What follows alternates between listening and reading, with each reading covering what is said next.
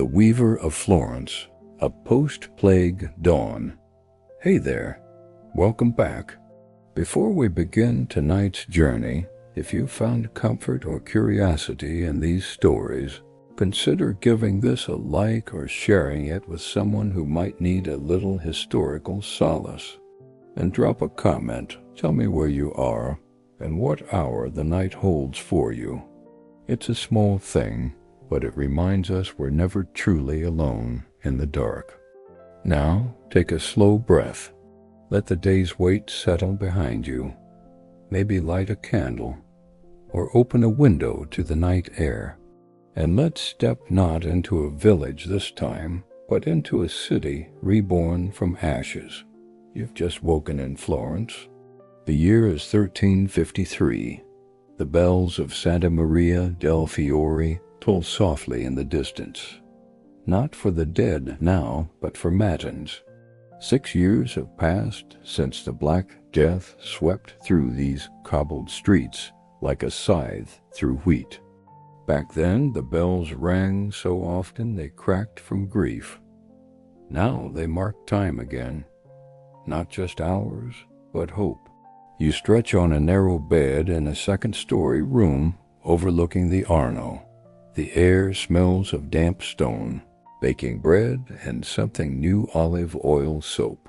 Bathing was once a luxury, then a forgotten ritual during the plague. Now, cleanliness has returned, not out of vanity, but as a quiet rebellion against memory. Your name is Isabella, and you are 20. Before the plague, you would have been married by now, likely to a dyer's son or a mason's apprentice, your life mapped by custom and your father's word. But your father is gone. Your mother, too. And your 3 younger siblings all taken in the spring of 48, when the fever burned through the Oltrano district like wildfire. You survived, not by prayer alone, though you prayed until your voice broke, but by luck, labor, and something deeper, a stubborn refusal to let silence be your inheritance.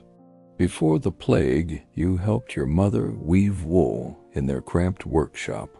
Afterward, with no one left to claim the loom, you claimed it yourself. The guilds were shattered. Half the master weavers lay in mass graves near the river. The survivors were desperate, not just for cloth, but for hands that remembered how to make it. So you wove. First for neighbors, then for merchants. Then for the Medici, whose wealth had somehow grown even as others starved. You learned to spin not just thread, but stories into your fabric subtle patterns, inspired by the frescoes you sneak into churches to see. Vines curling like prayers, doves in flight, the curve of a saint's sorrowful eye. No one taught you design. You taught yourself, and in a world where half the men who once said no to women in trade were now dust, your skill became your passport. Today you rise early, not because you must, but because dawn in Florence is golden literally. The sun strikes the new dome's scaffolding. Yes, they've begun rebuilding the cathedral finally, and the city glows as if lit from within. You dress in a simple kirtle dyed with madder root, a deep red that says, I am here. I am alive. You no longer wear black for mourning. Too many years in shadow. Now color is your creed. Downstairs your apprentice, Luca, a boy of 12 whose entire family perished in sienisters de dye pots. He's quick with his hands and quicker with his tongue, always asking, why this pattern, Mistress Isabella? Why not that? You smile. Before the plague, apprentices didn't question. Now they imagine. As you work the loom, your fingers moving with a rhythm older than grief, you think of the changes swirling around you. The streets are quieter than before Florence lost 75% of its people. But the silence is different now. Not the hollow quiet of abandonment, but the hush of creation. New workshops open weekly. A printer from Mainz talks of metal letters that can multiply books like loaves. A young painter named Giotto's student. What was his name? Ah, yes, Taddeo paints faces that breathe, not just stare. Even the church feels thinner. Not weaker, exactly, but less certain. Priests still preach, but fewer kneel without question. You've heard whispers of a poet Boccaccio writing tales where lovers laugh, merchants scheme, and God is distant, watching but not interfering. People read them in secret, then aloud, then in taverns. And wages? You chuckle. You earn 3 times what your father did. A woman, a weaver, alone, and yet you eat meat twice a week. You own your loom, your home, your future. But it's not all ease. Ghosts walk with you. On certain evenings when the wind carries the scent of rosemary, your mother's favorite, you swear you hear her humming the old weaving song. And guilt survivors, guilt still knots your stomach when you buy new shoes, while remembering your sister as bare, blistered feet the day she died. Why you? Why not them? Science, centuries from now, will whisper an answer. Perhaps a twist in your DNA, ACCR5 Delta 32 mutation, made your cells a fortress the plague couldn't breach. But you don't know that. All you know is that you live, and so you must do. Later you walk to the Mercato Nuovo. The market thrums with life-spice merchants from Alexandria, wool traders from Flanders, glass blowers from Venice. A man sells books, printed books, for the price of a chicken.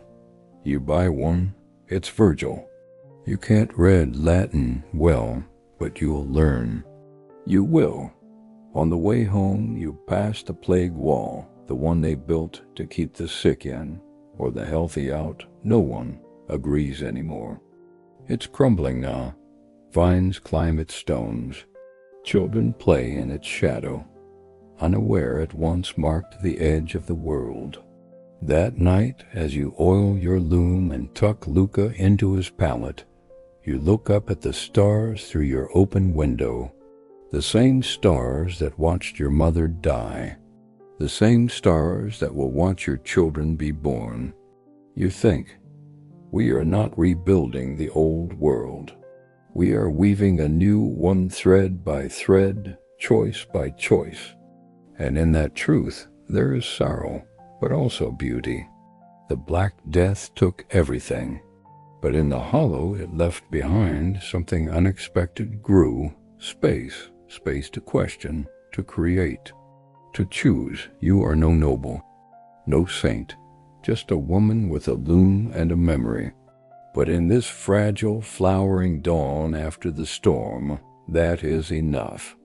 As sleep finds you, you dream not of buboes or bells for the dead, but of color.